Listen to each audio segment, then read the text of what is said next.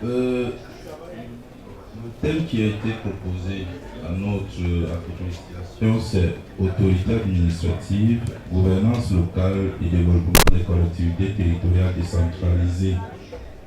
Nous l'avons subdivisé en 4 parties. En fait, le développement est subdivisé en 4 parties. Première partie, donc, les généralités. Ici, nous allons aborder les définitions. Nous allons aborder également l'entrée en matière. S'agissant dans les définitions, c'est quoi une autorité administrative? Nous avons 2 acceptions à ce niveau. La première, toute autorité publique qui participe à l'exercice du pouvoir réglementaire et concourt à l'action d'exécution des lois et règlements de la République. Donc, le président de la République, le premier ministre, les ministres, les directeurs généraux, etc. Au sens strict, une autorité administrative, c'est un haut fonctionnaire nommé par le président de la République, chargé d'administrer pour le compte de l'État une circonscription administrative territoriale. Ici, nous avons le gouverneur, le préfet, le sous-préfet. Si donc le gouverneur et le préfet représentent le président de la République, le gouvernement et l'ensemble des ministres dans leur territoire et de commandement respectifs, le sous-préfet, quant à lui, représente le gouvernement et l'ensemble des ministres uniquement. C'est quoi la gouvernance locale? Encore appelée gouvernance territoriale, la gouvernance locale, telle que définie par le Programme des Nations Unies pour le développement, désigne les institutions, systèmes et processus infranationaux qui apportent des services aux citoyens et par lesquels ces derniers exposent leurs besoins, arbitrent leurs différends, exercent leurs droits et s'acquittent de leurs obligations. Elle est assurée par un ensemble complexe de relations politiques entre de nombreux acteurs différents, officiels et non officiels, nationaux et locaux, qui interagissent de différentes façons. La gouvernance locale est à l'œuvre à différents niveaux échelons territoriaux dans les États unitaires décentralisés comme le Cameroun. Elle met en exergue les interactions entre les acteurs responsables de la gestion des collectivités territoriales en vue du bien-être et du développement de ces dernières. Elle pourrait également s'entendre comme la mise en réseau des différents acteurs institutionnels, politiques, économiques et sociaux dans la perspective d'un projet de développement pérenne, ce qui suppose une synergie et une coordination étroite d'action et d'expertise de chaque partenaire du système. Alors, nous passons à l'introduction. Le processus de transfert de compétences en cours, prévu par la loi numéro 2004, base 018 du 22 juillet 2004, fixant les règles applicables aux communes, à la suite de l'évolution constitutionnelle du 18 janvier 1996, semblait prédire de l'avis d'une certaine opinion l'affaiblissement de l'autorité administrative au profit des exécutifs des collectivités territoriales. Même si le spectre de cette éventualité de la vie de certains continue de planer, telle une épée de Damoclès, il convient de reconnaître que suivant les textes et sur la base des usages, l'option d'une concentration toujours active reste d'actualité.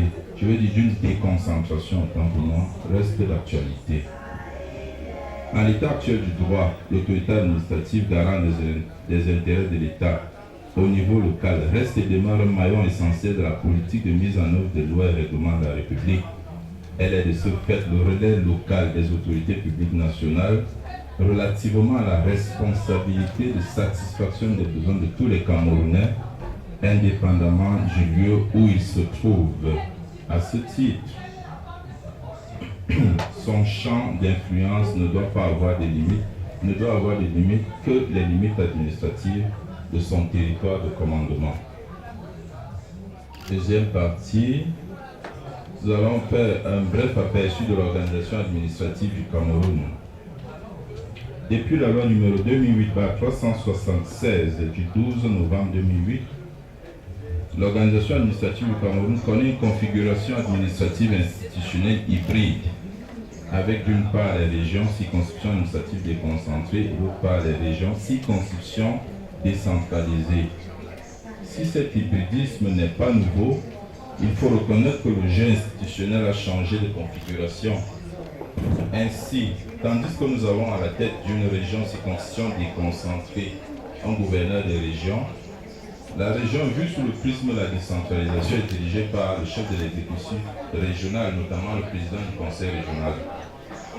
L'autorité des deux exécutifs est assise sur les mêmes limites territoriales, bien que le premier soit l'autorité de tutelle du second.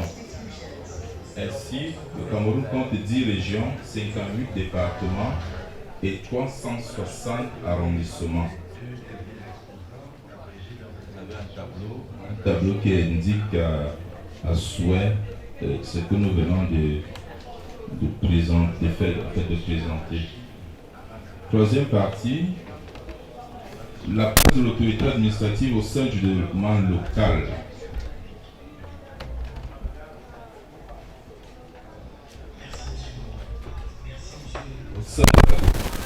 La Constitution, en son article 1er alinéa, dispose que le Cameroun est un État unitaire décentralisé. Cette disposition nous donne d'une part de relever qu'avant d'être un État décentralisé, le Cameroun est un État unitaire, un et indivisible. Rien à voir ni avec le fédéralisme, ni avec le régionalisme. D'autre part, cette disposition de principe nous donne d'apprécier l'organisation du territoire politique suivant un double mécanisme, celui de la déconcentration et celui de la décentralisation. Comme sus-indiqué, le Cameroun est divisé en 4 types de circonscriptions administratives organisées en paliers et en ordre d'importance. De ce fait, nous avons d'une part les régions dirigées par les gouverneurs des régions, les départements élus par les préfets et les arrondissements dirigés par les sous-préfets. L'autorité administrative configure le trou de la déconcentration administrative. Sur le segment déconcentré, il faut relever que cette technique d'aménagement du territoire et de gestion du pouvoir exécutif met en relief les autorités administratives sous-énumérées, qui sont en réalité des relais plans locaux des autorités publiques nationales, relevant du pouvoir exécutif, notamment le président de la République, le gouvernement et chacun des ministres. À ce titre, étant le dispositif dépositaire de l'État dans sa circonscription administrative, l'autorité administrative occupe une place centrale dans le dispositif de la gouvernance locale, parce qu'elle représente le chef de l'État, le gouvernement et chacun des ministres. Aussi, du fait de cette responsabilité générique, le gouverneur, comme le préfet et le sous-préfet, exerce un pouvoir réglementaire d'application des lois. Étant les représentants des autorités publiques nationales et riches de leurs atouts d'autorité de maintien de l'ordre public, les autorités administratives disposent d'un pouvoir d'application de loi. Ce dernier s'exerce exclusivement sur leur territoire de commandement respectif. À ce titre, les autorités administratives sont responsables de la mise en œuvre au plan territorial de la politique du gouvernement, en même temps qu'elles veillent au respect de l'exécution des lois et règlements de la République. Aussi, elles assument sous l'autorité des ministres compétents la supervision générale, la coordination et le contrôle de l'activité des services de l'État dans les circonscriptions administratives sous leur autorité. À cet égard, elles sont investies pour le compte du gouvernement d'une mission permanente et générale d'information et de coordination en matière sécuritaire, économique, sociale et culturelle. Aussi, de manière exclusive et à titre principal, l'autorité administrative assure le maintien de l'ordre public en prenant les mesures nécessaires à la préservation de la paix sociale et au bon fonctionnement des services de l'État. Elle est assistée dans cette fonction par les corps de maintien de l'ordre qu'elle peut requérir en tant que de besoin. À côté de cette compétence, qu'on pourrait qualifier de régalienne, l'autorité administrative exerce d'autres attributions, notamment en matière de liberté publique et des droits fondamentaux, déclaration d'association, gestion du domaine national. De même, Elles sont chargées de la gestion des fonctionnaires et agents de l'État imposant les services déconcentrés, à l'exception de ceux relevant de la justice et des forces armées et de la sûreté nationale. Elles évaluent les responsables des services techniques déconcentrés de l'État, suivant les modalités fixées par les textes particuliers. Singulièrement, le gouverneur peut pouvoir aux effectifs des services publics déconcentrés en affectant dans l'intérêt du service d'un département à un autre ou d'un service à un autre le personnel non titulaire d'un poste de responsabilité. Il peut également recruter le personnel décisionnaire des services déconcentrés dans la région. Il gère la carrière de ces derniers. Ces pouvoirs et privilèges des autorités administratives sont assortis de l'obligation de rendre périodiquement compte au président de la République de l'action de coordination dans l'optique d'anticiper efficacement sur d'éventuels dysfonctionnements sociétaux ou de services. L'autorité administrative, en tant qu'autorité de tutelle des collectivités territoriales décentralisées. La Constitution dispose que dans la région, un délégué nommé par le président de la République représente l'État. À ce titre, il a la charge des intérêts nationaux, du contrôle administratif, du respect des lois et règlements et du maintien de l'ordre public.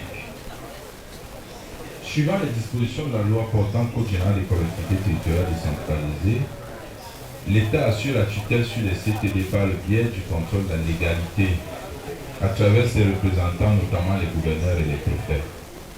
Le pouvoir de contrôle de l'État sur les CTD et leurs établissements sont exercés sous l'autorité du président de la République par le ministre en charge des collectivités territoriales et par le représentant de l'État. Nous entendons ici le gouverneur et le préfet.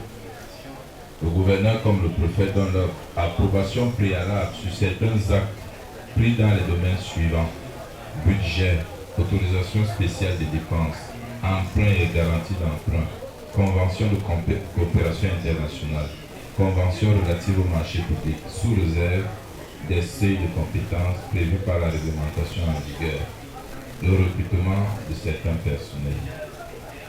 Le gouverneur accorde le visa aux plans régionaux et communaux de développement et d'aménagement du territoire.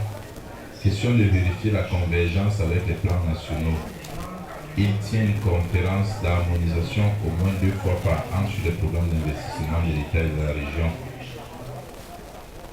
Nous allons aborder le rôle des autorités administratives en matière de développement local. Le prisme technique, le développement local est un processus qui vise à améliorer la situation d'un territoire du point de vue économique, social, environnemental et culturel, à partir de l'analyse des intérêts, des besoins et des initiatives des différents acteurs locaux. Et par la mise en place concertée entre ces différents acteurs d'actions cohérentes. La mise en place de ces actions se fait grâce à des ressources internes et externes au territoire et en relation continue avec d'autres territoires de même niveau et de niveaux encore plus vastes.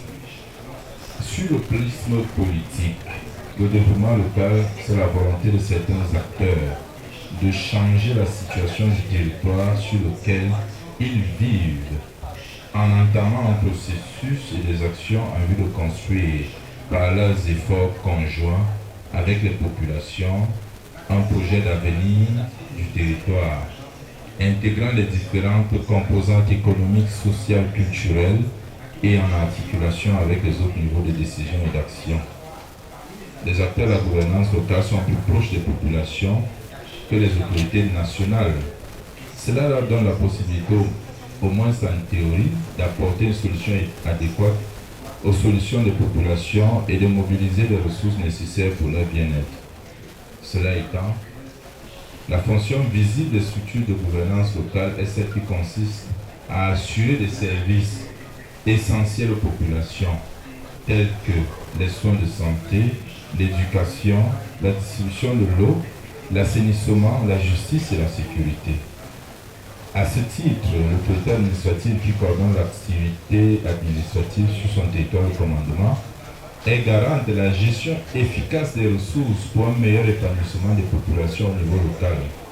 Pour ce faire, elle dispose des outils de divers ordres, notamment en technique politique, voire managériaux.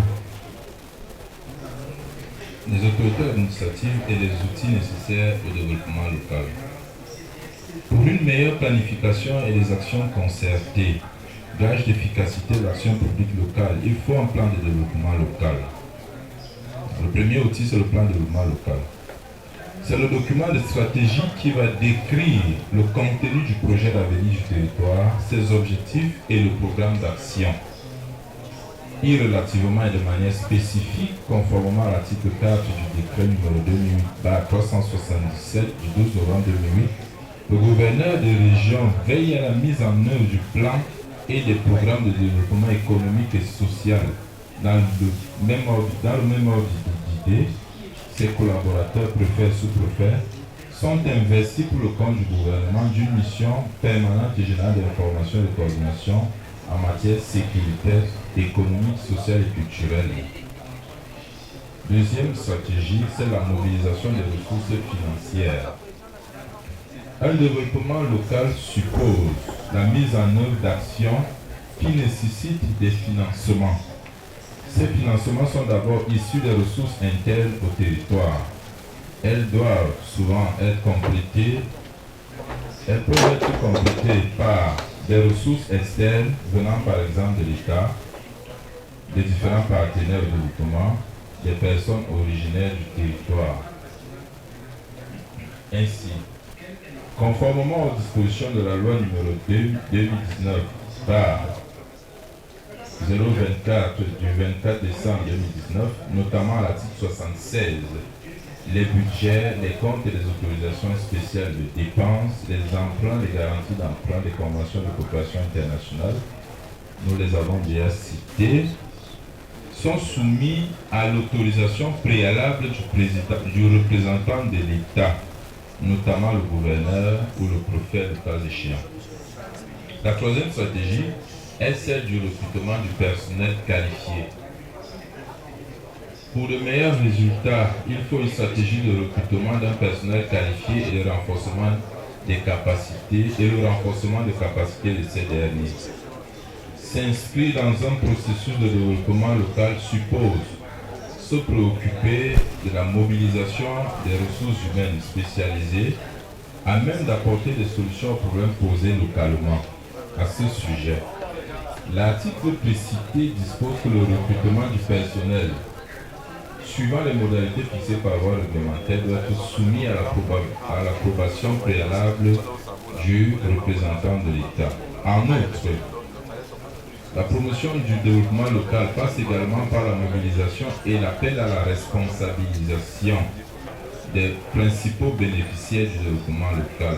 À cet effet, l'autorité administrative en charge de l'animation et de l'encadrement des populations pourrait encourager la création d'organisations villageoises, les GIC, les coopératives et les groupements d'intérêt économique, dans l'optique de mobiliser les populations et de former ces dernières à la réglementation sur l'usage des ressources, notamment le foncier et les ressources minières. Relativement à la question foncière, l'autorité administrative exerce des attributions importantes sur les terres relevant du domaine national, qu'il s'agisse des terres libres de toute occupation ou des terres déjà mises en valeur. Le représentant de l'État garant des intérêts de l'État préside la commission consultative qui procède aux diligences administratives préalables à l'obtention d'un titre foncier. Cette dernière est notamment chargée de proposer à l'autorité préfectorale la répartition de l'espace rural en zone agricole et pastorale suivant les besoins des populations, émettre un avis sur les demandes d'attribution des concessions, examiner et régler, le cas échéant, les litiges qui lui sont soumis dans le cadre de la procédure d'obtention du titre sur les dépendances du domaine national occupées ou exploitées. Faire le choix des terrains indispensables aux collectivités villageoises. Recevoir toutes observations, informations en rapport avec la gestion du domaine national et faire des recommandations au ministre des Domaines. Examiner et régler le cas échéant tout litige foncier qui lui auront été envoyés par les juridictions.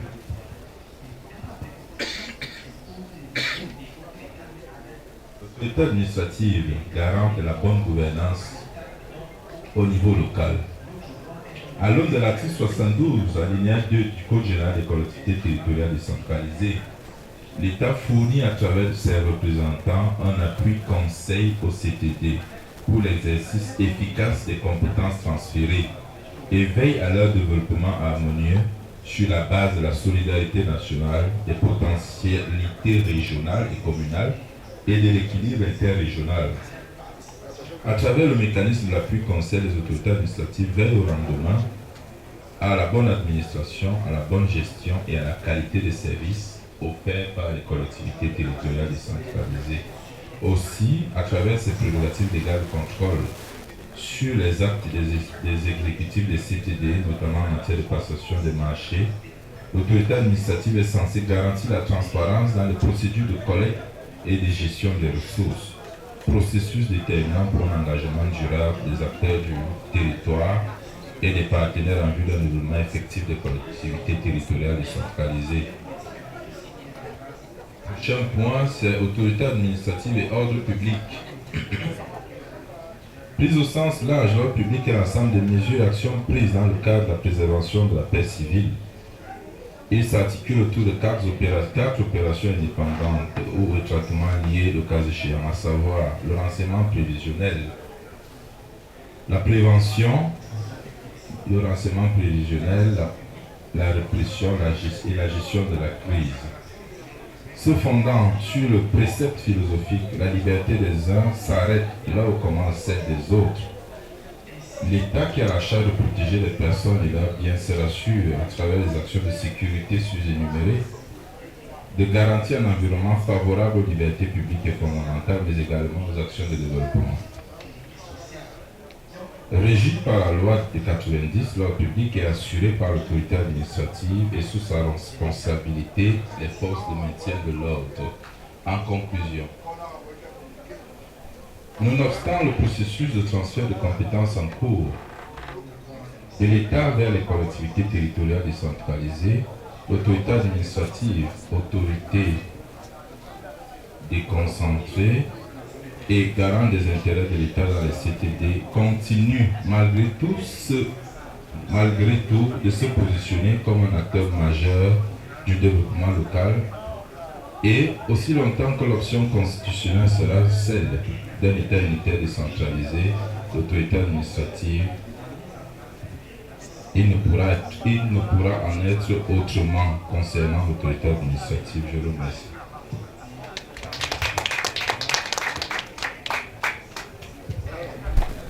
Merci. L'exposé étant achevé. Les autorités administratives au niveau des localités ont un devoir de réglementer et même de choisir des autorités traditionnelles. Merci.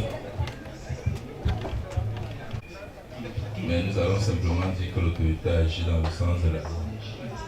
C'est-à-dire les communautés villageoises s'organisent à travers une consultation et l'autorité administrative prend acte. C'est tout ce que je veux dire. L'autorité administrative agit par la loi. Merci. Sinon, d'accord, nous prenons. J'ai pris le temps en marche. Je profite de la tribune qui nous est offerte pour poser certaines doléances en ce qui concerne la chefferie traditionnelle dans mon département et partant dans mon arrondissement. Cela dit, je sais que le ministère de tutelle fait déjà beaucoup d'efforts pour ce qui est de la chefferie traditionnelle. Cependant, j'aimerais que les chefs traditionnels soient imprégnés de beaucoup de choses, en l'occurrence, et à certains chefferies traditionnelles qui ne maîtrisent même pas parce qu'ils n'ont pas l'outil adéquat en ce qui concerne la gestion de nos chefferies. J'aimerais profiter de cette tribune pour vous demander de mettre à la disposition des chefferies traditionnelles des lois et règlements régissant l'organisation des chefferies traditionnelles locales. Je vous remercie. Memana, Impact Econews. Alors, monsieur le directeur a énuméré, si j'ai bien suivi, 3 principales actions que peut poser l'autorité administrative. Je voudrais essentiellement revenir sur la deuxième. Après avoir énuméré la prévention, ma question se pose au niveau de savoir jusqu'où peuvent aller les mesures de répression qui sont données, qui sont conférées à l'autorité administrative. Jusqu'où peuvent aller les mesures de répression. Si tel est que on peut trouver des mesures de dialogue, de conciliabule, étant donné que notre pays est un état de droit. Merci. N'agit pas en marge de la légalité. Il est soumis au principe de la légalité administrative. Et dans le domaine de l'ordre public, nous nous basons sur 2 cadres juridiques. Il y a le premier cadre juridique, celui prévu par la loi de 90 sur le maintien de l'ordre public en temps normal. Et puis il y a maintenant la légalité de crise prévue par la Constitution à l'article 9. Donc en temps normal, l'autorité administrative se plie à ce cadre juridique, à celui de 90. Et en temps d'exception, en temps de crise, je vais peut-être vous surprendre puisque vous demandiez jusqu'où l'autorité administrative peut aller. En temps de crise, l'autorité administrative peut se substituer au législateur. Voilà.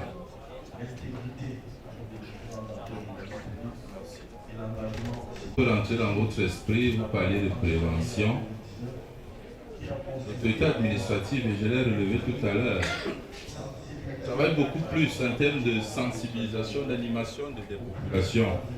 Et je crois que dans ce cadre-là, il y a beaucoup de choses qui sont faites.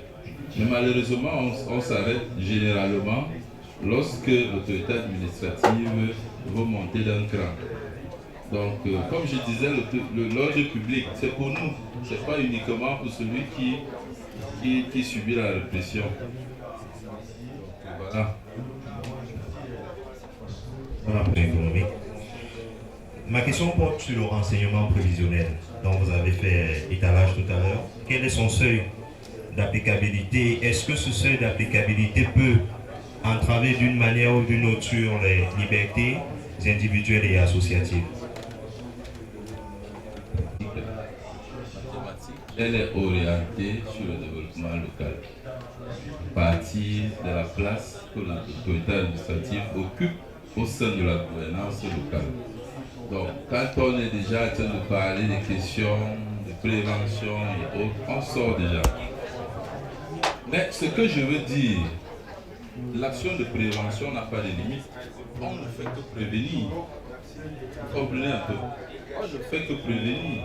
C'est peut-être que quand on va passer à la phase répressive, c'est là où on peut aller des limites. Et tant que je ne fais que prévenir, je ne sais pas pourquoi est-ce qu'on va m'imposer de m'arrêter au niveau des actes de prévention que je pose. Donc attendons.